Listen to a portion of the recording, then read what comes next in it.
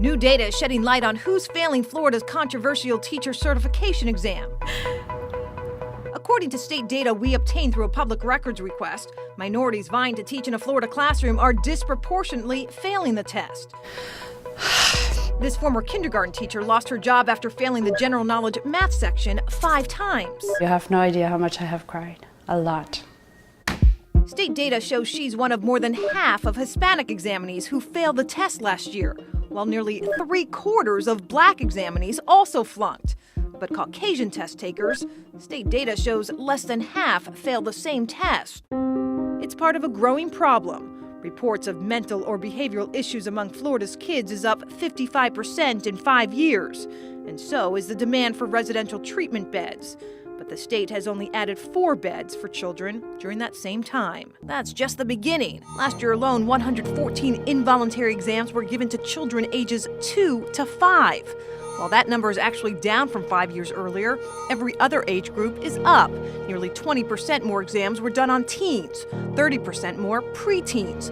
And last year, more than 2,000 Baker Act exams were given to children between 6 and 10 years old, a 40% increase in just 5 years.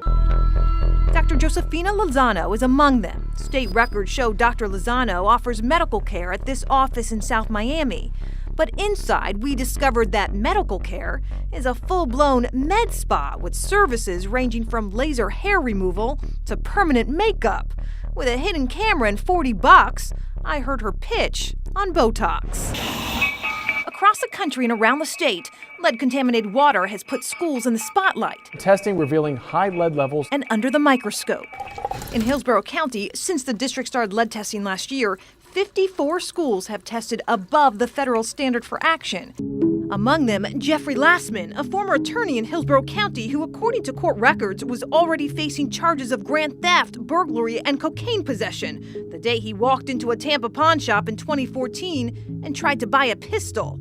According to this police report, when asked on the background check form if he had any open felony charges, Lassman answered no. Since then, he's lost his license to practice law in Florida and now faces 2 additional counts of grand theft, both felonies. Here's how it works. A medical supply company pitches Medicare patients medical equipment the patient doesn't need or want. The same company also hires doctors who have no relationship with the patient, but are willing to rubber stamp prescriptions for the device for the right price, up to $150 per signature. Patient gets the goods, taxpayers foot the bill. We've discovered the latest pass rates show little to no change. Elementary math, 61% last year, up just a hair from a year earlier. General knowledge math, still 57% for the 3rd year in a row. And elementary language arts, static at 54%, new state data shows. Inside this downtown Tampa skyscraper, the Lung Institute's Florida branch occupies space on 2 floors. Its website features more than 24 smiling clients, along with claims its 2-day minimally invasive stem cell therapies are beneficial to patients during any stage of their disease. We obtained internal emails from Visit Florida showing the state's taxpayer-funded tourism marketing group was slow to jump in and respond to the crisis. 2 of at least 920 Florida teachers who we've learned are being terminated this summer because they can't pass a portion of the Florida teacher certification exam. It's happening around the country. Companies that call Medicare patients pitch unwanted medical supplies and send the government the bill. It was easy. Daniel Yarbrough. I knew what we were doing on a lot of levels that was wrong. And Cody Fletcher. We all do it. Google your name, see what turns up. Now imagine if mixed into profile pics and social links, you discovered bare, naked images of yourself. Intimate photos you consented to with a partner in private, showcased in public. That's the moment. I don't know if I could do this. Sure. Rebecca Wells can't shake. I thought I was over it, sorry. 8 years later. My head was spinning and I just thought, why would somebody do this, Why? Wells is one in an estimated 25 Americans who has either had someone post a sexually explicit image of them without permission or threatened to.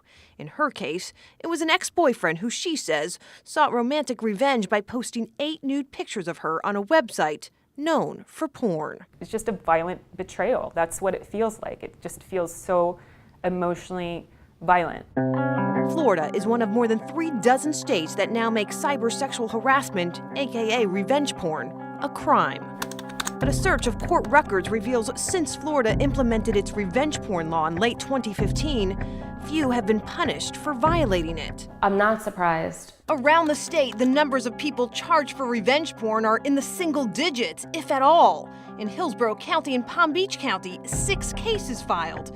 Pinellas and Martin, 3.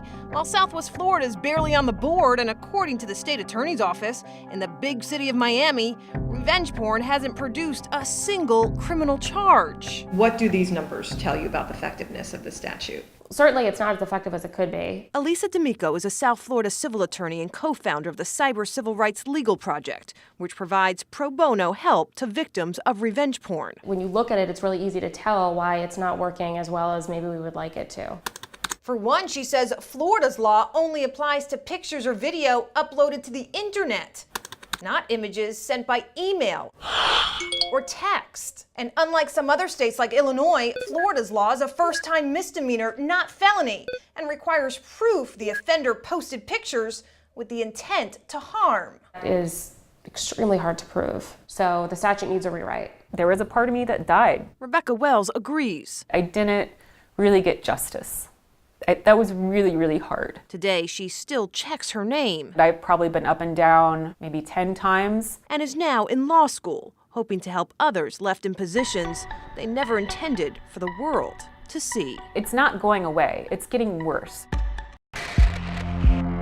You hit the road every day, aware of the dangers.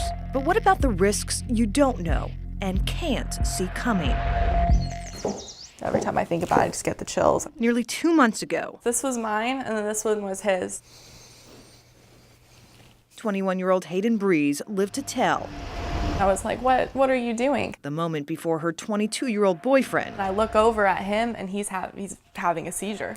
drove straight He was wearing it the day he passed. into a pond. I look back, and we're in water. I'm just screaming his name, just trying to get him to come to.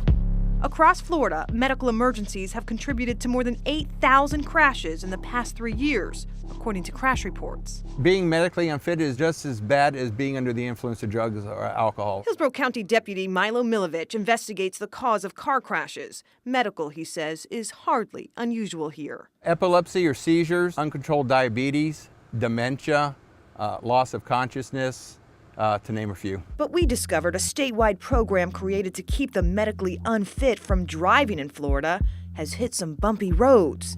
The state called out in this 2013 audit for failing to timely revoke licenses from medically risky drivers who failed to prove they were safe behind the wheel. One driver deemed incapable of driving didn't get his license revoked for more than a year.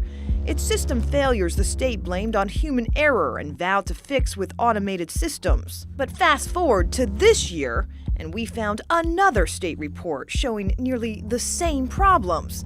In fact, of 50 cases examined by auditors, follow-ups didn't occur in nearly 20%, leaving medically risky drivers still licensed to share our roads. And that's dangerous. Orlando neurologist Dr. Ira Goodman serves on the state board that decides who's medically unfit to stay licensed. Are you surprised at these findings? No, based on the number of drivers we have.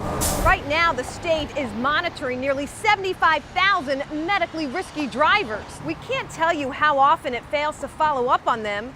Medical records are private, which means our only insight into this issue is 2 state reports 5 years apart but show similar problems.